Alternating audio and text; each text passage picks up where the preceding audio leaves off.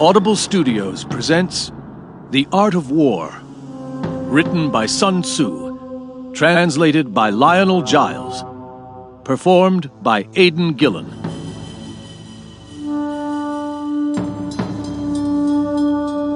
1. Laying plans. Sun Tzu said, "The art of war is of vital importance to the state. It is a matter of life and death, a road either to safety or to ruin. Hence it is a subject of inquiry which can on no account be neglected. The art of war, then, is governed by 5 constant factors to be taken into account in one's deliberations when seeking to determine the conditions obtaining in the field. These are the moral law, heaven, earth, the commander, method, and discipline. The moral law causes the people to be in complete accord with their ruler so that they will follow him regardless of their lives, undismayed by any danger. Heaven signifies night and day, cold and heat, times and seasons. Earth comprises distances, great and small, danger and security, open ground and narrow passes, the chances of life and death. The commander stands for the virtues of wisdom, sincerity, benevolence, courage, and strictness. By method and discipline are to be understood the marshalling of the army in its proper subdivisions, the graduations of rank among the officers, the maintenance of roads by which supplies may reach the army, and the control of military expenditure. These 5 heads should be familiar to every general. He who knows them will be victorious. He who knows them not will fail. Therefore, in your deliberations, when seeking to determine the military conditions, let them be made the basis of a comparison in this wise. Which of the 2 sovereigns is imbued with the moral law? Which of the 2 generals has most ability? With whom lie the advantages derived from heaven and earth? On which side is discipline most rigorously enforced? Which army is stronger? On which side are officers and men more highly trained? In which army is there the greater constancy both in reward and punishment? By means of these 7 considerations, I can forecast victory or defeat. The general that hearkens to my counsel and acts upon it will conquer. Let such a one be retained in command. The general that hearkens not to my counsel nor acts upon it will suffer defeat. Let such a one be dismissed. While heeding the profit of my counsel, avail yourself also of any helpful circumstances over and beyond the ordinary rules. According as circumstances are favourable, one should modify one's plans. All warfare is based on deception. Hence, when able to attack, we must seem unable. When using our forces, we must seem inactive. When we are near, we must make the enemy believe we are far away. When far away, we must make him believe we are near. Hold out baits to entice the enemy. Feign disorder, and crush him. If he is secure at all points, be prepared for him. If he is in superior strength, evade him. If your opponent is of choleric temper, seek to irritate him, pretend to be weak, that he may grow arrogant. If he is taking his ease, give him no rest.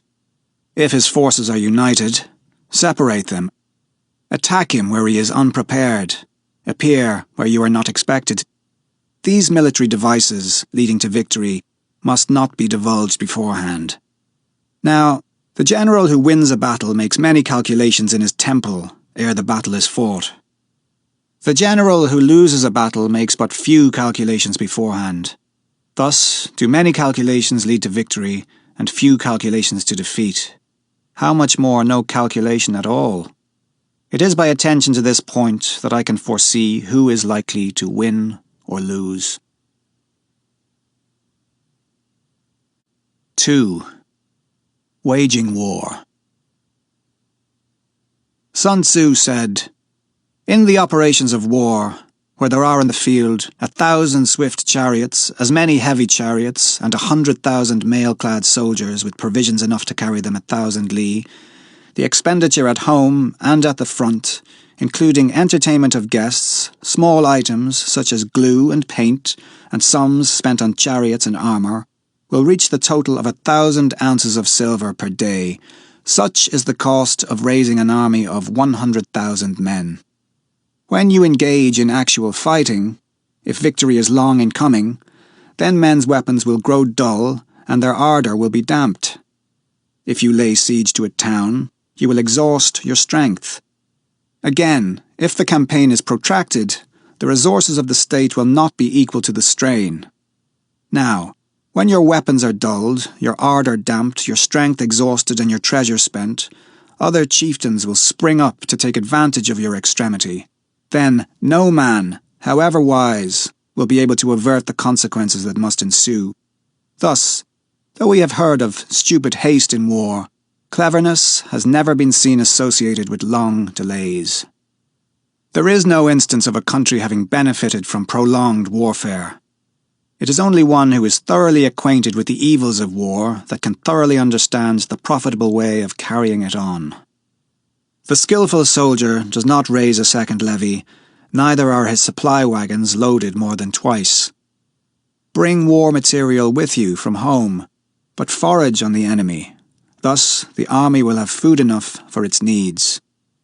Poverty of the state exchequer causes an army to be maintained by contributions from a distance.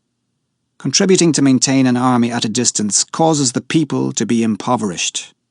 On the other hand, the proximity of an army causes prices to go up, and high prices cause the people's substance to be drained away.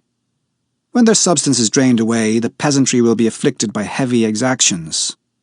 With this loss of substance and exhaustion of strength, the homes of the people will be stripped bare, and 3/10 of their income will be dissipated, while government expenses for broken chariots, worn-out horses, breastplates and helmets, bows and arrows, spears and shields, protective mantles, draft oxen, and heavy wagons will amount to 4/10 of its total revenue. Hence, a wise general makes a point of foraging on the enemy. 1 cartload of the enemy's provisions is equivalent to 20 of one's own, and likewise, a single pickle of his provender is equivalent to 20 from one's own store. Now, in order to kill the enemy, our men must be roused to anger. That there may be advantage from defeating the enemy, they must have their rewards. Therefore, in chariot fighting, when 10 or more chariots have been taken, those should be rewarded who took the first. Our own flags should be substituted for those of the enemy, and the chariots mingled and used in conjunction with ours. The captured soldiers should be kindly treated and kept. This is called using the conquered foe to augment one's own strength. In war, then, let your great object be victory, not lengthy campaigns. Thus, it may be known that the leader of armies is the arbiter of the people's fate, the man on whom it depends whether the nation shall be in peace or in peril. 3. Attack by stratagem. Sun Tzu said, "In the practical art of war, the best thing of all is to take the enemy's country whole and intact. To shatter and destroy it is not so good. So, too, it is better to recapture an army entire than to destroy it, to capture a regiment, a detachment, or a company entire than to destroy them. Hence, to fight and conquer in all your battles is not supreme excellence. Supreme excellence consists in breaking the enemy's resistance without fighting. Thus, the highest form of generalship is to balk the enemy's plans. The next best is to prevent the junction of the enemy's forces. The next, in order, is to attack the enemy's army in the field, and the worst policy of all is to besiege walled cities. The rule is not to besiege walled cities if it can possibly be avoided. The preparation of mantlets, movable shelters, and various implements of war will take up 3 whole months, and the piling up of mounds over against the walls will take 3 months more. The general, unable to control his irritation, will launch his men to the assault like swarming ants, with the result that 1/3 of his men are slain, while the town still remains untaken. Such are the disastrous effects of a siege. Therefore, the skillful leader subdues the enemy's troops without any fighting. He captures their cities without laying siege to them. He overthrows their kingdom without lengthy operations in the field. With his forces intact, he will dispute the mastery of the empire, and thus, without losing a man, his triumph will be complete. This is the method of attacking by stratagem. It is the rule in war, if our forces are 10 to the enemy's 1, to surround him; if 5 to 1, to attack him; if twice as numerous, to divide our army into 2. If equally matched, we can offer battle; if slightly inferior in numbers, we can avoid the enemy; if quite unequal in every way, we can flee from him. Hence, though an obstinate fight may be made by a small force, in the end it must be captured by the larger force.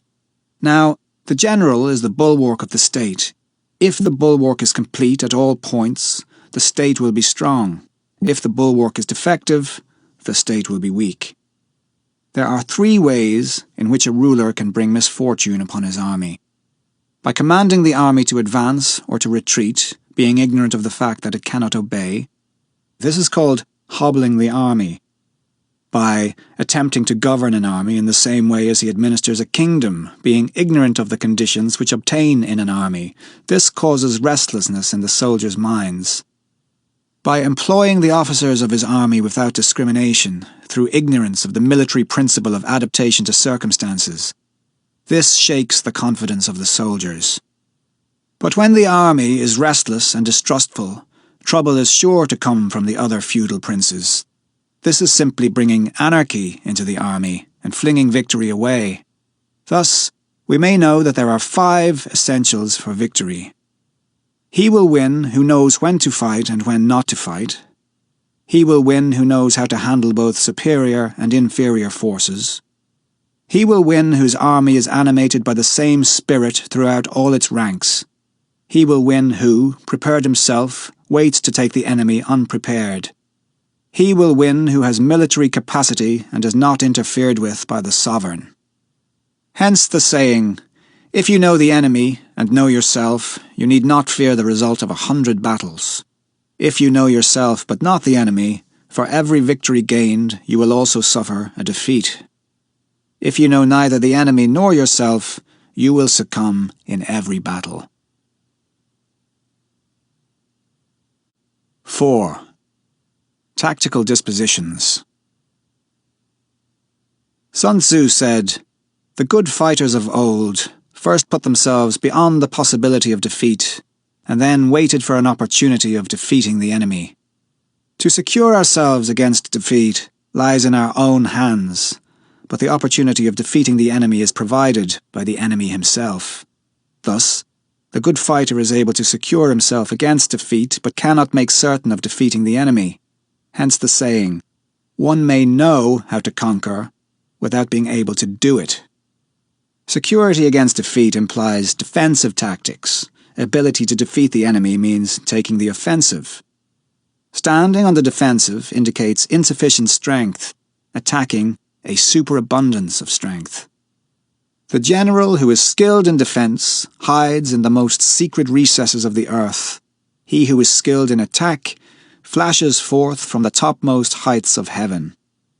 Thus, on the one hand, we have ability to protect ourselves, on the other, a victory that is complete. To see victory only when it is within the ken of the common herd is not the acme of excellence. Neither is the acme of excellence if you fight and conquer and the whole empire says, "Well done." To lift an autumn hair is no sign of great strength.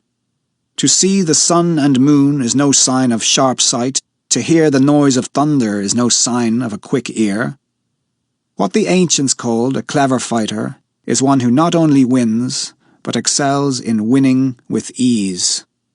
Hence, his victories bring him neither reputation for wisdom nor credit for courage. He wins his battles by making no mistakes.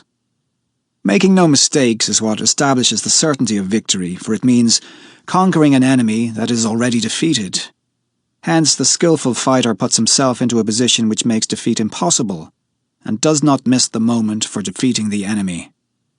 Thus it is that in war the victorious strategist only seeks battle after the victory has been won, whereas he who is destined to defeat first fights and afterwards looks for victory.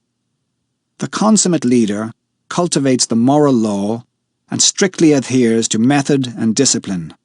Thus, it is in his power to control success.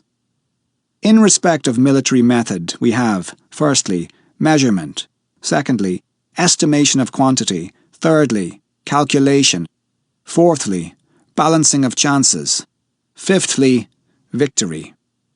Measurement owes its existence to earth, estimation of quantity to measurement, calculation to estimation of quantity, balancing of chances to calculation, and victory to balancing of chances. A victorious army opposed to a routed one is as a pound's weight placed in the scale against a single grain. The onrush of a conquering force is like the bursting of pent-up waters into a chasm 1,000 fathoms deep. 5. Energy. Sun Tzu said, "The control of a large force is the same principle as the control of a few men. It is merely a question of dividing up their numbers." Fighting with a large army under your command is nowise different from fighting with a small one. It is merely a question of instituting signs and signals. To ensure that your whole host may withstand the brunt of the enemy's attack and remain unshaken, this is effected by manoeuvres, direct and indirect. That the impact of your army may be like a grindstone dashed against an egg, this is effected by the science of weak points and strong. In all fighting, the direct method may be used for joining battle, but indirect methods will be needed in order to secure victory. Indirect tactics, efficiently applied, are inexhaustible as heaven and earth, unending as the flow of rivers and streams. Like the sun and moon, they end, but to begin anew. Like the 4 seasons, they pass away to return once more. There are not more than 5 musical notes, yet the combination of these 5 give rise to more melodies than can ever be heard. There are not more than 5 primary colours, blue, yellow, red, white and black, yet in combination they produce more hues than can ever be seen. There are not more than 5 cardinal tastes, sour, acrid, salt, sweet, bitter, yet combinations of them yield more flavours than can ever be tasted. In battle, there are not more than 2 methods of attack, the direct and the indirect, yet these 2 in combination give rise to an endless series of manoeuvres. The direct and indirect lead on to each other in turn. It is like moving in a circle. You never come to an end. Who can exhaust the possibilities of their combination? The onset of troops is like the rush of a torrent which will even roll stones along in its course. The quality of decision is like the well-timed swoop of a falcon which enables it to strike and destroy its victim. Therefore, the good fighter will be terrible in his onset and prompt in his decision. Energy may be likened to the bending of a crossbow, decision to the releasing of a trigger. Amid the turmoil and tumult of battle, there may be seeming disorder, and yet no real disorder at all. Amid confusion and chaos, your array may be without head or tail, yet it will be proof against defeat. Simulated disorder postulates perfect discipline. Simulated fear postulates courage. Simulated weakness postulates strength. Hiding order beneath the cloak of disorder is simply a question of subdivision. Concealing courage under a show of timidity presupposes a fund of latent energy. Masking strength with weakness is to be effected by tactical dispositions. Thus, one who is skillful at keeping the enemy on the move maintains deceitful appearances, according to which the enemy will act. He sacrifices something that the enemy may snatch at it.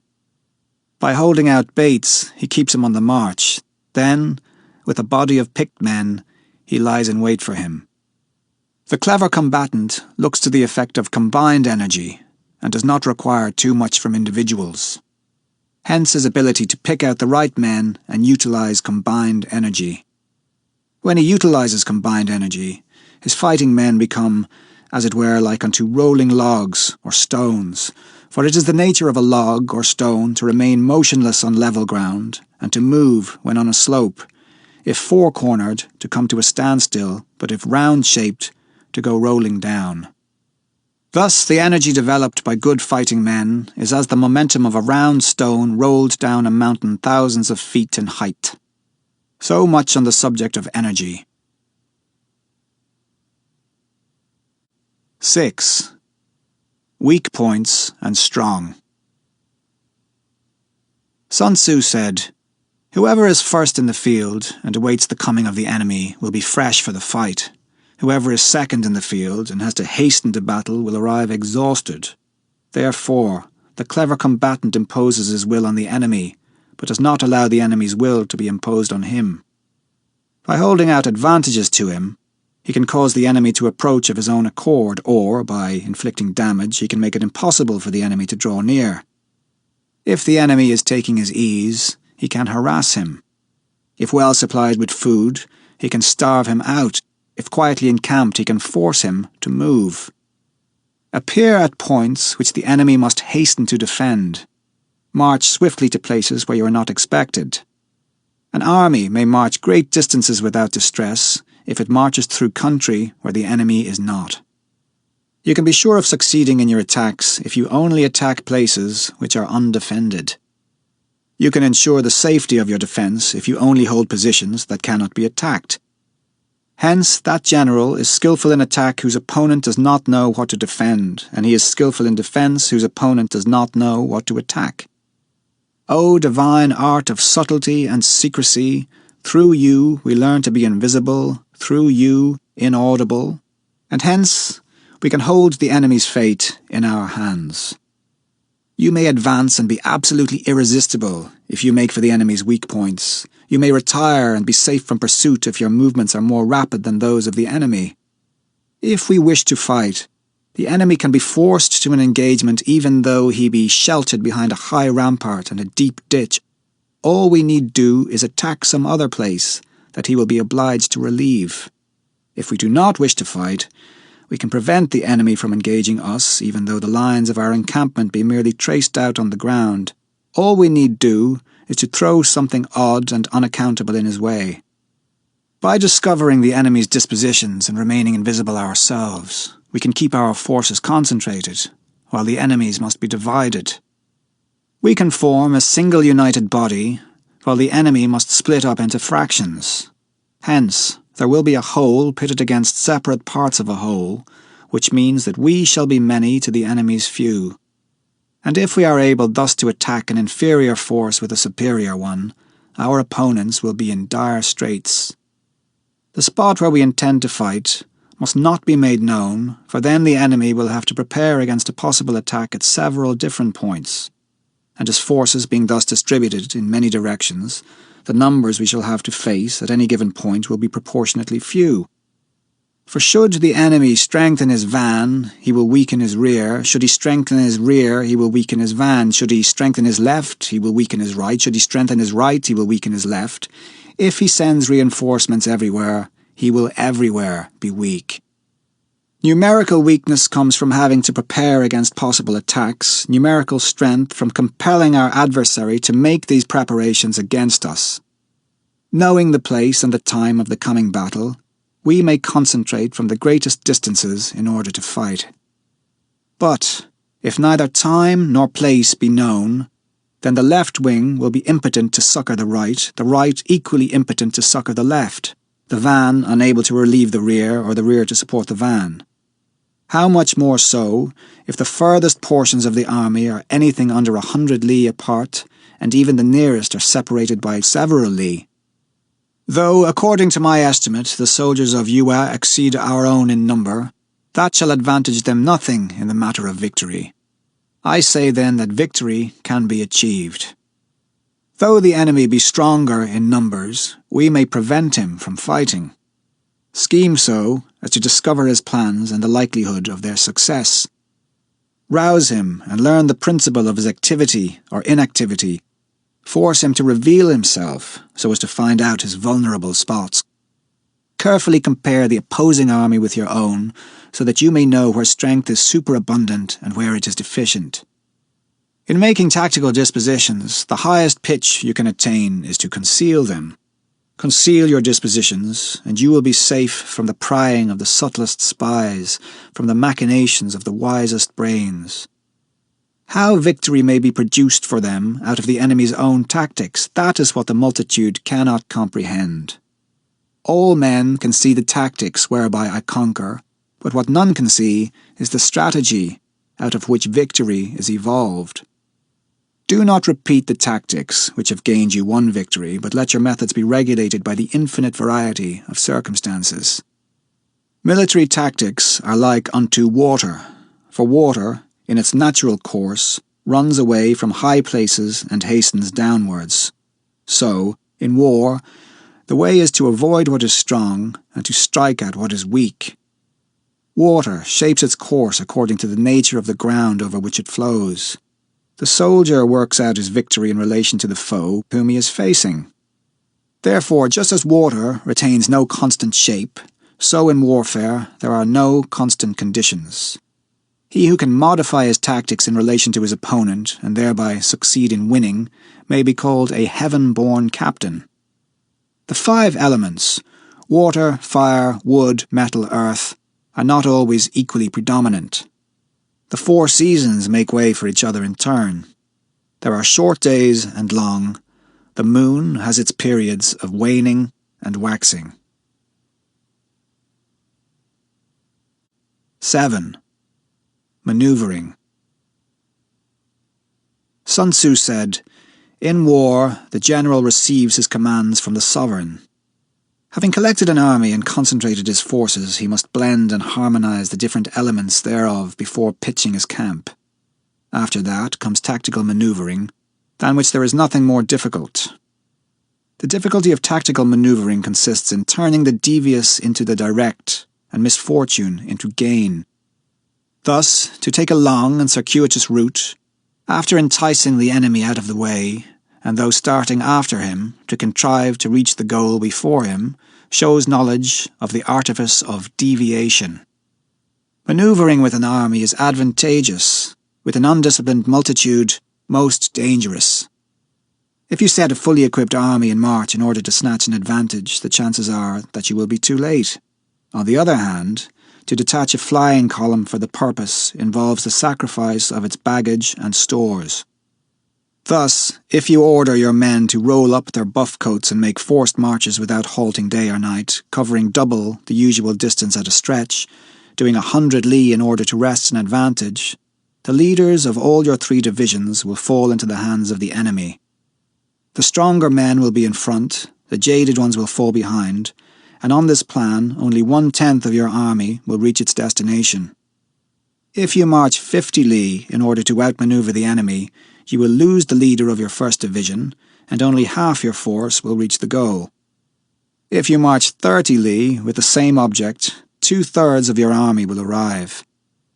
We may take it then that an army without its baggage train is lost, without provisions it is lost, without bases of supply it is lost. We cannot enter into alliances until we are acquainted with the designs of our neighbours.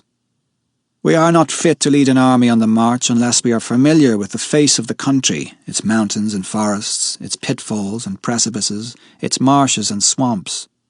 We shall be unable to turn natural advantage to account unless we make use of local guides. In war, practice dissimulation and you will succeed. Whether to concentrate or to divide your troops must be decided by circumstances. Let your rapidity be that of the wind, your compactness that of the forest. In raiding and plundering, be like fire, in immovability like a mountain. Let your plans be dark and impenetrable as night, and when you move, fall like a thunderbolt. When you plunder a countryside, let the spoil be divided amongst your men. When you capture new territory, cut it up into allotments for the benefit of the soldiery. Ponder and deliberate before you make a move. He will conquer who has learnt the artifice of deviation. Such is the art of manoeuvring. The Book of Army Management says, "On the field of battle, the spoken word does not carry far enough, hence the institution of gongs and drums, nor can ordinary objects be seen clearly enough. Hence the institution of banners and flags. Gongs and drums, banners and flags are means whereby the ears and eyes of the host may be focused on one particular point. The host thus forming a single united body, it is impossible either for the brave to advance alone or for the cowardly to retreat alone. This is the art of handling large masses of men. In night fighting, then, make much use of signal fires and drums, and in fighting by day of flags and banners as a means of influencing the ears and eyes of your army.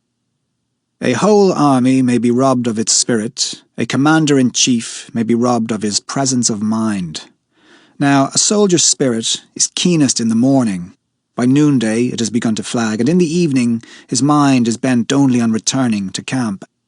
A clever general, therefore, avoids an army when its spirit is keen, but attacks it when it is sluggish and inclined to return. This is the art of studying moods. Disciplined and calm, to await the appearance of disorder and hubbub against the enemy. This is the art of retaining self-possession.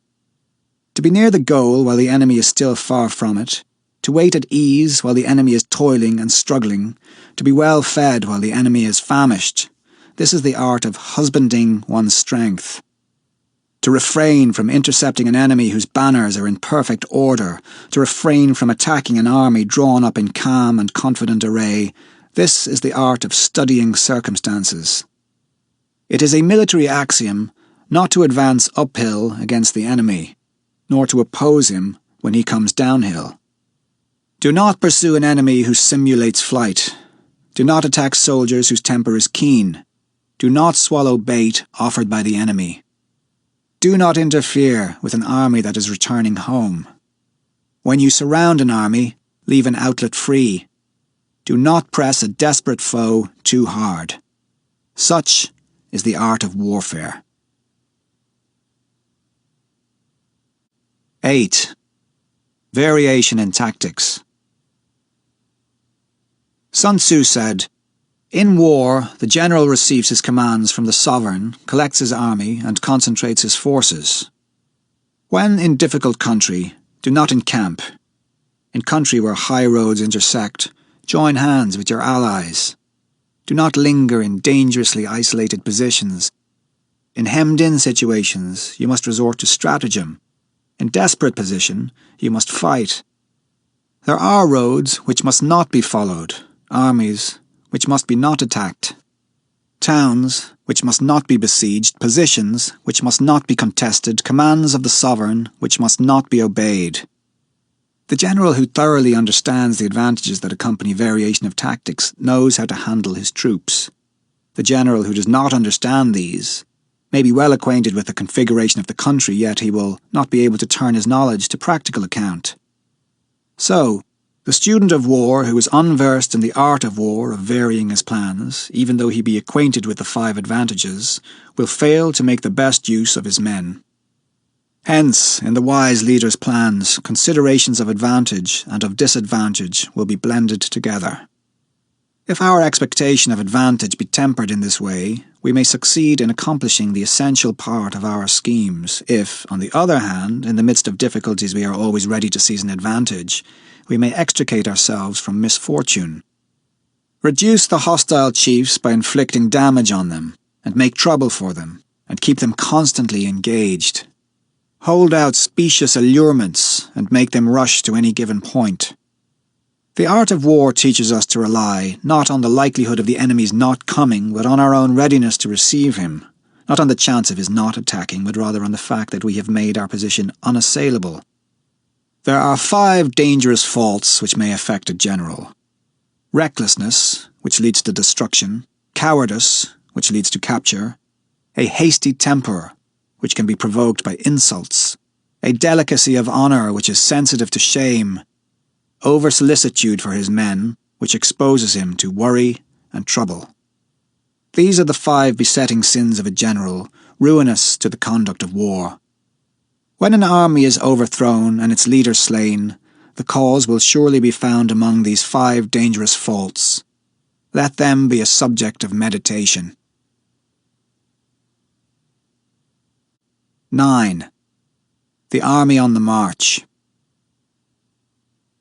Sun Tzu said, "We come now to the question of encamping the army and observing signs of the enemy.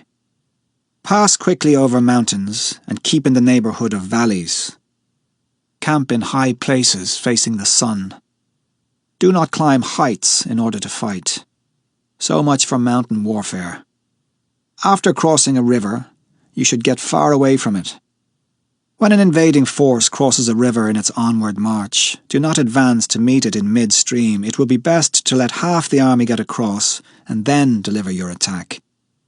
If you are anxious to fight, you should not go to meet the invader near a river which he has to cross. Moor your craft higher up than the enemy and facing the sun. Do not move upstream to meet the enemy. So much for river warfare. In crossing salt marshes, your sole concern should be to get over them quickly, without any delay. If forced to fight in a salt marsh, you should have water and grass near you, and get your back to a clump of trees. So much for operations in salt marshes. In dry, level country, take up an easily accessible position with rising ground to your right and on your rear, so that the danger may be in front and safety lie behind. So much for campaigning in flat country. These are the 4 useful branches of military knowledge which enabled the Yellow Emperor to vanquish 4 several sovereigns. All armies prefer high ground to low and sunny places to dark. If you are careful of your men and camp on hard ground, the army will be free from disease of every kind, and this will spell victory. When you come to a hill or a bank, occupy the sunny side with the slope on your right rear.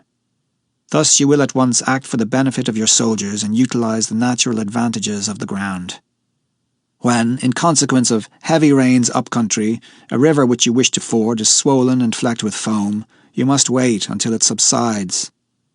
Country in which there are precipitous cliffs with torrents running between, deep natural hollows, confined places, tangled thickets, quagmires and crevasses, should be left with all possible speed and not approached. While we keep away from such places, we should get the enemy to approach them. While we face them, we should let the enemy have them on his rear. If in the neighbourhood of your camp there should be any hilly country, ponds surrounded by aquatic grass, hollow basins filled with reeds, or woods with thick undergrowth, they must be carefully routed out and searched, for these are places where men in ambush or insidious spies are likely to be lurking. When the enemy is close at hand and remains quiet, he is relying on the natural strength of his position.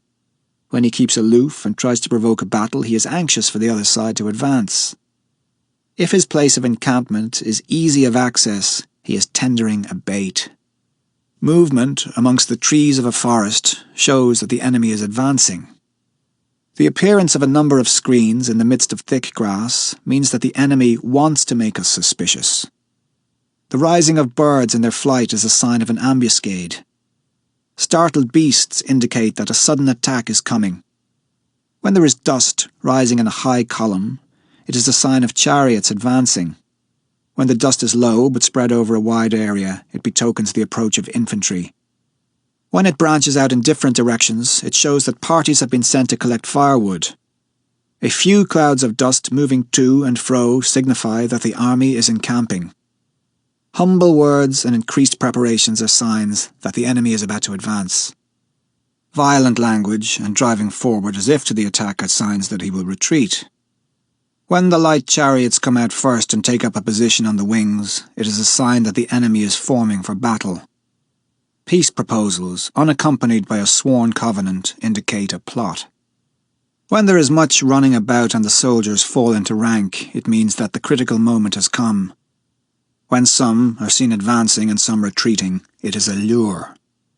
When the soldiers stand leaning on their spears, they are faint from want of food. If those who are sent to draw water begin by drinking themselves, the army is suffering from thirst. If the enemy sees an advantage to be gained and makes no effort to secure it, the soldiers are exhausted. If birds gather on any spot, it is unoccupied. Clamour by night betokens nervousness. If there is disturbance in the camp, the general's authority is weak. If the banners and flags are shifted about, sedition is afoot. If the officers are angry, it means that the men are weary. When an army feeds its horses with grain and kills its cattle for food, and when the men do not hang their cooking pots over the campfires, showing that they will not return to their tents, you may know that they are determined to fight to the death. The sight of men whispering together in small knots or speaking in subdued tones points to disaffection amongst the rank and file. Too frequent rewards signify that the enemy is at the end of his resources. Too many punishments betray a condition of dire distress. To begin by bluster, but afterwards to take fright at the enemy's numbers, shows a supreme lack of intelligence. When envoys are sent with compliments in their mouths, it is a sign that the enemy wishes for a truce. If the enemy's troops march up angrily and remain facing ours for a long time without either joining battle or taking themselves off again, the situation is one that demands great vigilance and circumspection. If our troops are no more in number than the enemy, that is amply sufficient. It only means that no direct attack can be made. What we can do is simply to concentrate all our available strength, keep a close watch on the enemy, and obtain reinforcements. He who exercises no forethought but makes light of his opponents is sure to be captured by them. If soldiers are punished before they have grown attached to you, they will not prove submissive and, unless submissive, then will be practically useless. If, when the soldiers have become attached to you, punishments are not enforced, they will still be useless. Therefore, soldiers must be treated in the first instance with humanity, but kept under control by means of iron discipline. This is a certain road to victory. If in training soldiers' commands are habitually enforced, the army will be well disciplined. If not, its discipline will be bad. If a general shows confidence in his men, but always insists on his orders being obeyed, the gain will be mutual. 10. Terrain. Sun Tzu said, "We may distinguish 6 kinds of terrain, to wit, accessible ground, entangling ground, temporizing ground, narrow passes, precipitous heights, positions at a great distance from the enemy. Ground which can be freely traversed by both sides is called accessible. With regard to ground of this nature, be before the enemy in occupying the raised and sunny spots, and carefully guard your line of supplies. Then you will be able to fight with advantage. Ground which can be abandoned but is hard to reoccupy is called entangling. From a position of this sort, if the enemy is unprepared, you may sally forth and defeat him. But if the enemy is prepared for your coming, and you fail to defeat him, then, return being impossible, disaster will ensue. When the position is such that neither side will gain by making the first move, it is called temporizing ground. In a position of this sort, even though the enemy should offer us an attractive bait, it will be advisable not to stir forth, but rather to retreat, thus enticing the enemy in his turn. Then, when part of his army has come out, we may deliver our attack with advantage. With regard to narrow passes, if you can occupy them first, let them be strongly garrisoned and await the advent of the enemy. Should the army forestall you in occupying a pass, do not go after him if the pass is fully garrisoned, but only if it is weakly garrisoned. With regard to precipitous heights, if you are beforehand with your adversary, you should occupy the raised and sunny spots, and there wait for him to come up. If the enemy has occupied them before you, do not follow him, but retreat and try to entice him away. If you are situated at a great distance from the enemy and the strength of the two armies is equal, it is not easy to provoke a battle, and fighting will be to your disadvantage. These are the 6 principles connected with earth. The general who has attained a responsible post must be careful to study them. Now, an army is exposed to 6 several calamities not arising from natural causes, but from faults for which the general is responsible. These are flight, insubordination, collapse, ruin, disorganization, rout. Other conditions being equal, if one force is hurled against another 10 times its size, the result will be the flight of the former. When the common soldiers are too strong and their officers too weak, the result is insubordination. When the officers are too strong and the common soldiers too weak, the result is collapse. When the higher officers are angry and insubordinate, and on meeting the enemy give battle on their own account from a feeling of resentment before the commander-in-chief can tell whether or no he is in a position to fight, the result is ruin. When the general is weak and without authority, when his orders are not clear and distinct, when there are no fixed duties assigned to officers and men, and the ranks are formed in a slovenly haphazard manner, the result is utter disorganization. When a general, unable to estimate the enemy's strength, allows an inferior force to engage a larger one, or hurls a weak detachment against a powerful one and neglects to place picked soldiers in the front rank, the result must be rout. These are 6 ways of courting defeat, which must be carefully noted by the general who has attained a responsible post. The natural formation of the country is the soldier's best ally, but a power of estimating the adversary, of controlling the forces of victory, and of shrewdly calculating difficulties, dangers, and distances, constitutes the test of a great general. He who knows these things, and in fighting puts his knowledge into practice, will win his battles. He who knows them not, nor practices them, will surely be defeated. If fighting is sure to result in victory, then you must fight, even though the ruler forbid it. If fighting will not result in victory, then you must not fight, even at the ruler's bidding. The general who advances without coveting fame and retreats without fearing disgrace, whose only thought is to protect his country and do good service for his sovereign, is the jewel of the kingdom. Regard your soldiers as your children, and they will follow you into the deepest valleys. Look upon them as your own beloved sons, and they will stand by you even unto death. If, however, you are indulgent, but unable to make your authority felt, kind-hearted, but unable to enforce your commands, and incapable, moreover, of quelling disorder, then your soldiers must be likened to spoilt children. They are useless for any practical purpose. If we know that our own men are in a condition to attack, but are unaware that the enemy is not open to attack, we have gone only halfway towards victory. If we know that the enemy is open to attack, but are unaware that our own men are not in a condition to attack, we have gone only halfway towards victory. If we know that the enemy is open to attack and also know that our men are in a condition to attack, but are unaware that the nature of the ground makes fighting impracticable, we have still gone only halfway towards victory. Hence the experienced soldier, once in motion, is never bewildered. Once he has broken camp, he is never at a loss. Hence the saying, if you know the enemy and know yourself, your victory will not stand in doubt. If you know heaven and know earth, you may make your victory complete. 11. The 9 situations. Sun Tzu said, "The art of war recognizes 9 varieties of ground. Dispersive ground, facile ground, contentious ground, open ground, ground of intersecting highways, serious ground, difficult ground, hemmed-in ground, desperate ground. When a chieftain is fighting in his own territory, it is dispersive ground. When he has penetrated into hostile territory, but to no great distance, it is facile ground. Ground, the possession of which imports great advantage to either side, is contentious ground. Ground on which each side has liberty of movement is open ground.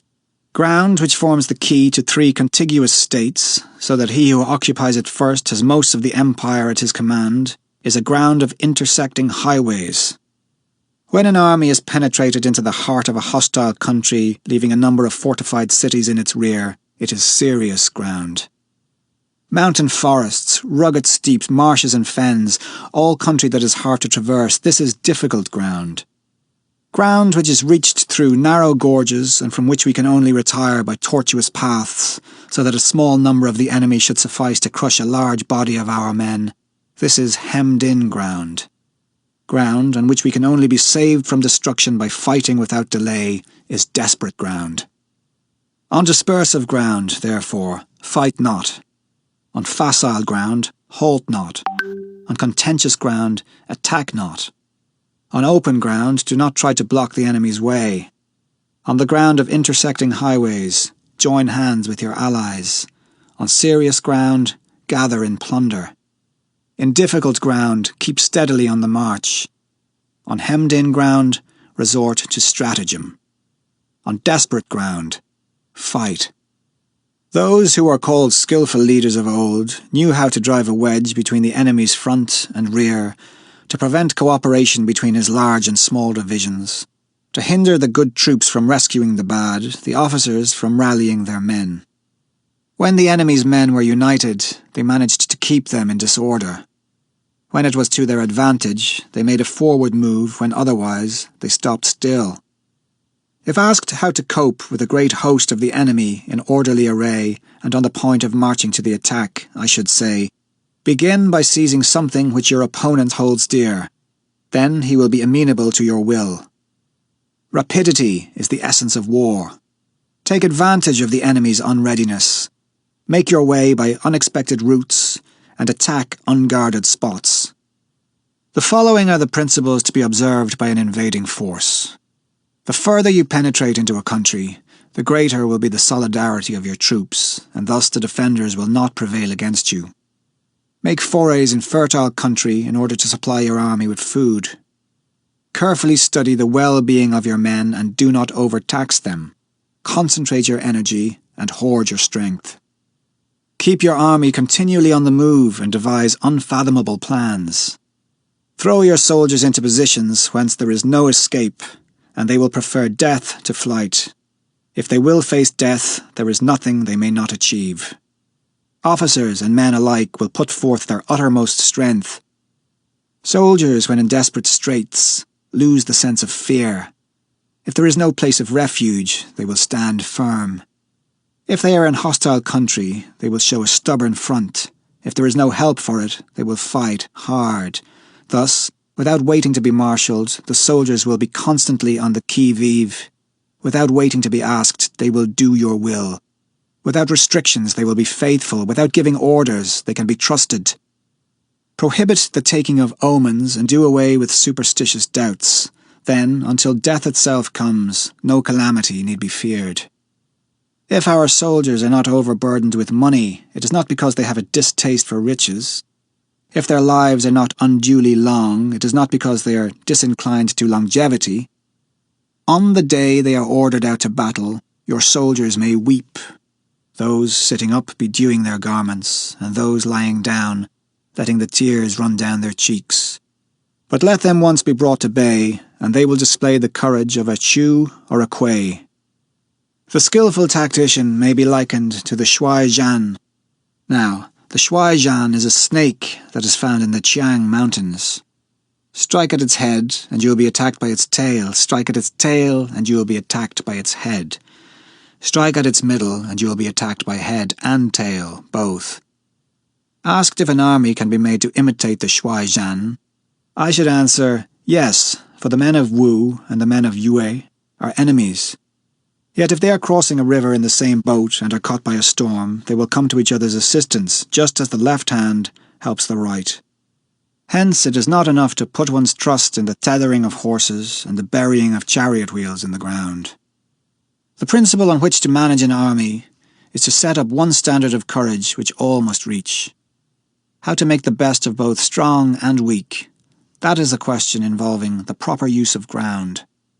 Thus, the skillful general conducts his army just as though he were leading a single man, willy-nilly, by the hand. It is the business of a general to be quiet and thus ensure secrecy, upright and just, and thus maintain order. He must be able to mystify his officers and men by false reports and appearances, and thus keep them in total ignorance.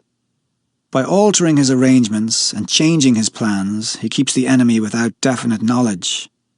By shifting his camp and taking circuitous routes, he prevents the enemy from anticipating his purpose. At the critical moment, the leader of an army acts like one who has climbed up a height and then kicks away the ladder behind him. He carries his men deep into hostile territory before he shows his hand. He burns his boats and breaks his cooking pots. Like a shepherd driving a flock of sheep, he drives his men this way and that, and nothing knows whither he is going. To muster his host and bring it into danger, this may be termed the business of the general. The different measures suited to the 9 varieties of ground, the expediency of aggressive or defensive tactics, and the fundamental laws of human nature These are things that must most certainly be studied. When invading hostile territory, the general principle is that penetrating deeply brings cohesion, penetrating but a short way means dispersion. When you leave your own country behind and take your army across neighbourhood territory, you find yourself on critical ground. When there are means of communication on all four sides, the ground is one of intersecting highways. When you penetrate deeply into a country, it is serious ground. When you penetrate but a little way, it is facile ground. When you have the enemy's strongholds on your rear and narrow passes in front, it is hemmed-in ground. When there is no place of refuge at all, it is desperate ground. Therefore, on dispersive ground, I would inspire my men with unity of purpose. On facile ground, I would see that there is close connection between all parts of my army. On contentious ground, I would hurry up my rear. On open ground, I would keep a vigilant eye on my defences. On ground of intersecting highways, I would consolidate my alliances. On serious ground, I would try to ensure a continuous stream of supplies. On difficult ground, I would keep pushing on along the road. On hemmed-in ground, I would block any way of retreat. On desperate ground, I would proclaim to my soldiers the hopelessness of saving their lives. For it is the soldier's disposition to offer an obstinate resistance when surrounded, to fight hard when he cannot help himself, and to obey promptly when he has fallen into danger. We cannot enter into alliance with neighbouring princes until we are acquainted with their designs. We are not fit to lead an army on the march unless we are familiar with the face of the country, its mountains and forests, its pitfalls and precipices, its marshes and swamps. We shall be unable to turn natural advantages to account unless we make use of local guides. To be ignored of any one of the following 4 or 5 principles does not befit a warlike prince. When a warlike prince attacks a powerful state, his generalship shows itself in preventing the concentration of the enemy's forces. He overawes his opponents, and their allies are prevented from joining against him. Hence he does not strive to ally himself with all and sundry, nor does he foster the power of other states. He carries out his own secret designs, keeping his antagonists in awe. Thus he is able to capture their cities and overthrow their kingdoms. Bestow rewards without regard to rule. Issue orders without regard to previous arrangements, and you will be able to handle a whole army as though you had to do with but a single man. Confront your soldiers with the deed itself. Never let them know your design. When the outlook is bright, bring it before their eyes, but tell them nothing when the situation is gloomy. Place your army in deadly peril, and it will survive. Plunge it into desperate straits, and it will come off in safety. For it is precisely when a force has fallen into harm's way that it is capable of striking a blow for victory. Success in warfare is gained by carefully accommodating ourselves to the enemy's purpose. By persistently hanging on the enemy's flank, we shall succeed in the long run, in killing the commander-in-chief. This is called ability to accomplish a thing by sheer cunning. On the day that you take up your command, block the frontier passes, destroy the official tallies, and stop the passage of all emissaries. Be stern in the council chamber so that you may control the situation. If the enemy leaves a door open, you must rush in.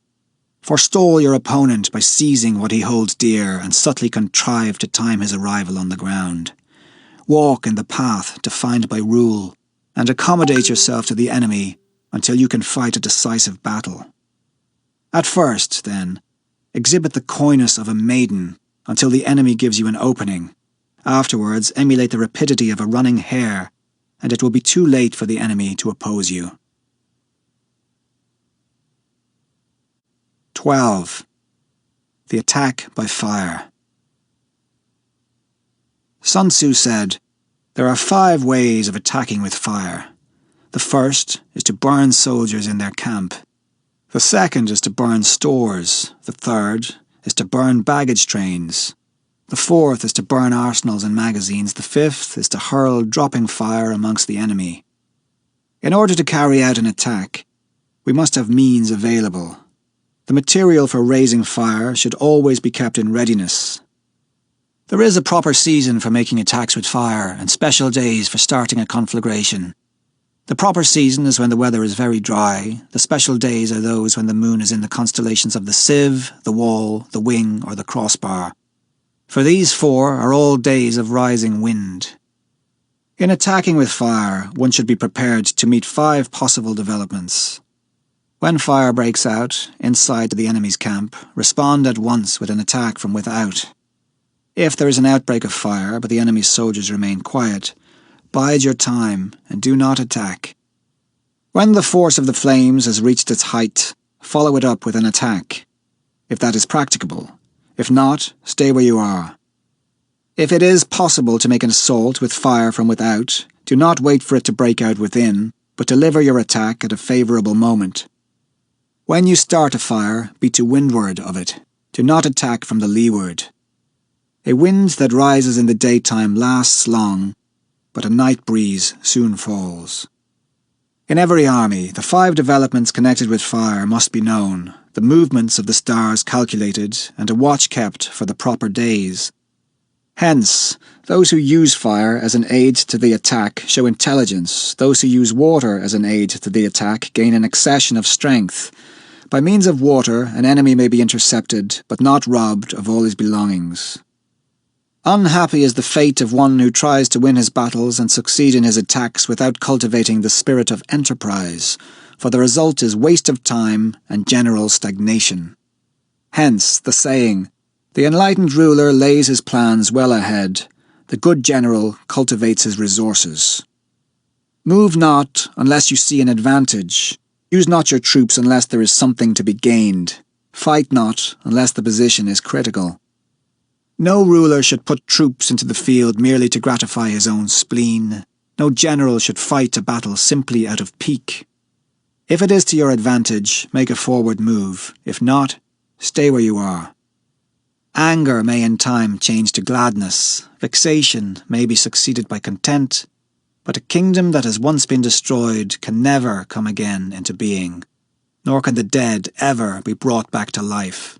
Hence, the enlightened ruler is heedful, and the good general full of caution. This is the way to keep a country at peace and an army intact. 13. The Use of Spies. Sun Tzu said, "Raising a host of 100,000 men and marching them great distances entails heavy loss on the people and a drain on the resources of the state. The daily expenditure will amount to 1,000 ounces of silver. There will be commotion at home and abroad, and men will drop down exhausted on the highways. As many as 700,000 families will be impeded in their labour. Hostile armies may face each other for years, striving for the victory which is decided in a single day. This being so, to remain in ignorance of the enemy's condition simply because one grudges the outlay of 100 ounces of silver in honours and emoluments is the height of inhumanity. One who acts thus is no leader of men, no present help to his sovereign, no master of victory. Thus, what enables the wise sovereign and the good general to strike and conquer and achieve things beyond the reach of ordinary men is foreknowledge. Now, this foreknowledge cannot be elicited from spirits. It cannot be obtained inductively from experience, nor by any deductive calculation. Knowledge of the enemy's dispositions can only be obtained from other men. Hence the use of spies, of whom there are 5 classes: local spies, inward spies, converted spies, doomed spies, surviving spies. When these 5 kinds of spy are all at work, none can discover the secret system. This is called divine manipulation of the threads. It is the sovereign's most precious faculty.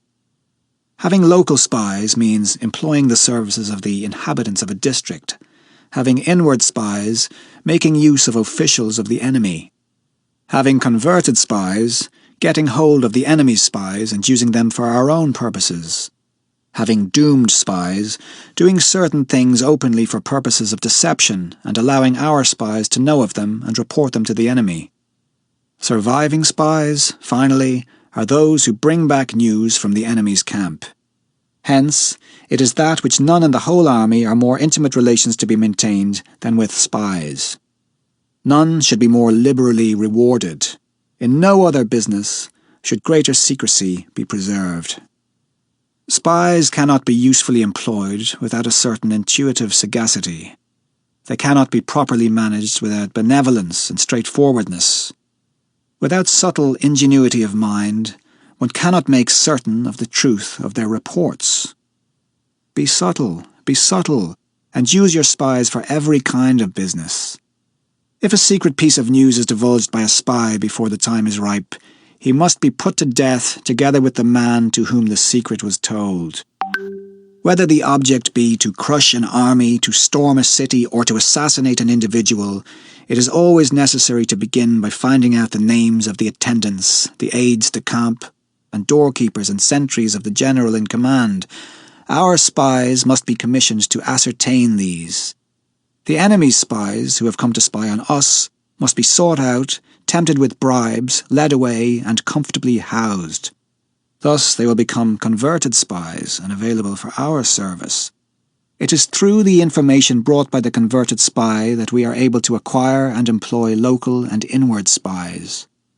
It is owing to his information, again, that we can cause the doomed spy to carry false tidings to the enemy. Lastly, it is by his information that the surviving spy can be used on appointed occasions. The end and aim of spying, in all its 5 varieties, is knowledge of the enemy, and this knowledge can only be derived, in the first instance, from the converted spy. Hence, it is essential that the converted spy be treated with the utmost liberality. Of old, the rise of the Yin dynasty was due to Ija, who had served under the Xia. Likewise, the rise of the Chao dynasty was due to Lu Ya, who had served under the Yin.